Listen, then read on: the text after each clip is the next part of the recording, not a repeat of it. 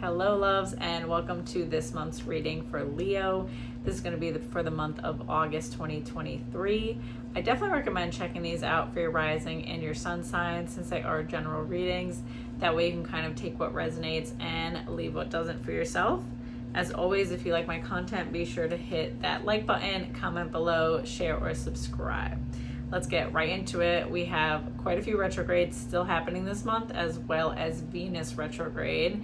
And that's going to be highlighting anything around love, relationships, reassessing relationships, ending relationships, our relationship to self, so self-love. All of those themes are definitely going to be prominent this month. So let's see what we got ahead.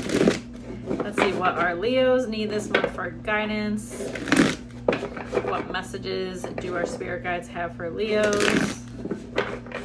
What do they need to know? Let's do one more nice shuffle. All right, Leos. Let's see what we have. 11, balance card. Okay, 8, positive movement forward. 5, throat chakra. And 8, emotional withdrawal. All right, Leo. So our 11, balance card. This is spirit calling us to make sure we are prioritizing balance in our inner world more than anything. So if we feel like things outside of us are unclear, scattered, anything like that, the clarity is a big thing that's coming forward for me with this. So feeling unclear, unsure, not knowing what to do, what step to take next. So it's going to be important, instead of to like search outside of yourself to figure out what that is, look for insight, look for signs. Instead, you're going to go inward. You're going to prioritize this month the meditation or prayer, the time in silence, whatever that looks like for you, whatever is rejuvenating, in a way to kind of tap back into yourself. So once we get that inner world balance, things outside of us become so much more obvious, right? If we are feeling scattered and unhappy and not content, then we're kind of just going to see more of that in the world around us, because we're going to be in more of a survival mode, and looking at things as problems and not seeing the opportunities around us. So it's going to be really important for you to do that. I feel that there is a lot of, again, uncertainty, and maybe seeing things a little bit more negatively than you'd like to. You're not seeing all the choices and opportunities that are around you. But then you have 8, positive movement forward. So there definitely are a lot of beautiful opportunities that are very close by. So it's more so like getting yourself in that alignment to receive it. You don't have to force or push or anything like that. I see some of you actually moving and changing locations, so wanting to kind of get like a fresh start, I'm hearing, and you're just not really sure about what exactly that looks like, what that entails. So you get a little bit more of that clarity this month coming up. Then you have 5, throat chakra. So this one I'm getting, are you really speaking with vulnerability? Okay, I feel that you are good at speaking up for yourself and saying what you want to say in the moment and not holding back, but there is not maybe as much vulnerability and softness with that you would like to put forward. Wanting to open yourself up a little bit more, but I feel that there's a part of you that holds yourself back when it comes to that, when it really comes to like softening and being vulnerable.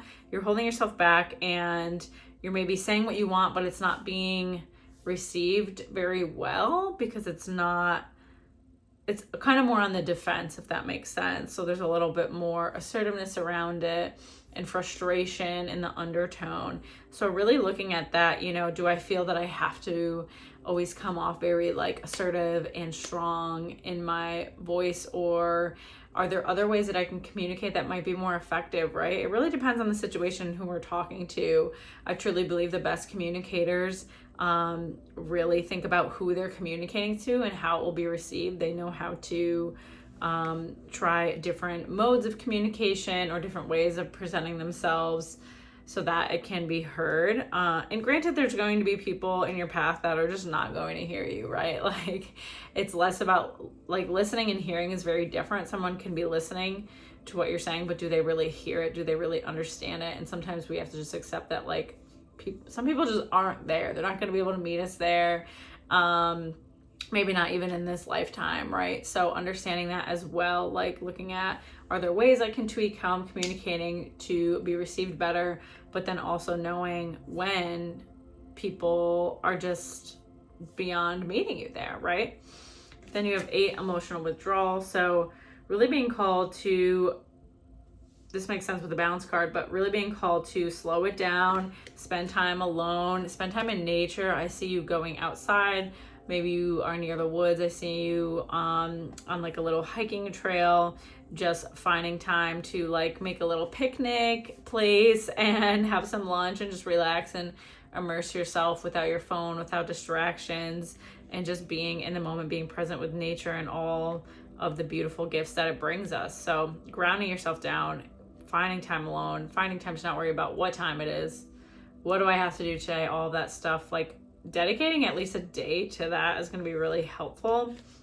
Then you also have 7, triumph, 12, sacrifice, and 4, foundations and achievements. Okay, so there's definitely, with the sacrifice card, having to let go of old dreams that you've had or ways that you thought your life was going to pan out. I feel that you're realizing some of your values are shifting, and that you're really wanting to change up what you're doing. This has kind of come forward for you before, Leo, that maybe you've like kind of built this persona and put it out there to the world of who you are and what you want in a life, and that is changing, and that's completely normal. Like, as humans, we are constantly learning, changing, and evolving. So it's letting go of this persona or this lifestyle that you've put out there and that people kind of identify you by, and being okay with changing, and people maybe not understanding it or casting judgment on it. At the end of the day, it only matters what you think about the life that you live, and people are going to be more receptive to it, honestly, than you think. Regardless, people really are more concerned about themselves and what they have going on in most cases, and are not really worried about you and what you're doing. So ask yourself, like, why it's so hard to let go of certain parts of your identity. Maybe there has been this sense of pride with a part of your identity that you've created. It has kept you safe, or it has, it's just like really, it's not a bad part of your personality. I'm not saying that. And it's not something you're fully going to let go of, but you're in a completely different chapter of your life and wanting to fulfill these other parts of who you are, and that's completely okay. Then you get the foundations and achievements. So getting all of the things that you ever wanted, that comes to like the home base. So the house or the location or the family, whatever that looks like for you, whatever that vision is, right? We all have a different vision about what our ideal is, but you are going to be getting all the things that you want. And it's like having the courage to let yourself change, having the courage to let yourself be misunderstood in that process. And then you're going to realize as you go through it, like, nobody really gives a shit but you. So letting that go and being okay with it, and knowing that, like, when we change and we try on a different way of being and step into this kind of, I don't want to say like alternate reality, but alternate timeline, we don't fully lose parts of ourselves. People always think like, oh my God, this part of me was created and it's helped me get through so much, I can't just like abandon it. You're not abandoning it. It's not literally going anywhere. It's still there, but like, it doesn't have to be in the driver's seat anymore, right? You can allow it to kind of take a rest, take a step back. It's not necessary to kind of get you through these next chapters in your life, and it would be forcing, it wouldn't be flowing, it wouldn't be as abundant. So reminding yourself that as you go through it, like, that part of you is not like dying, you're not abandoning it, you are just allowing it to kind of be on the back burner, because it's not appropriate for this next phase that you're going into. So let's see, should we pull another? All right, 13, transformation. What a good card to end with. Leaving the past behind, taking a leap of faith, doing something very different, very uncomfortable, but you feel divinely guided to do. So stepping into this new kind of version of yourself. That's like the main takeaway I'm getting with this, that you yourself are changing dramatically, and that's going to affect like everything in your life in a good way. It's going to open up so much for you. So allowing yourself to take that leap of faith and let kind of parts of you that have had to hold the reins and be in control back down. Let them take a rest, take a back seat. So I hope that that is helpful for you this month ahead and can give you some guidance on what's to come. As always, if you enjoy my readings, be sure to hit that like button, comment below, share or subscribe, and I will see you next time, Leo. Take care.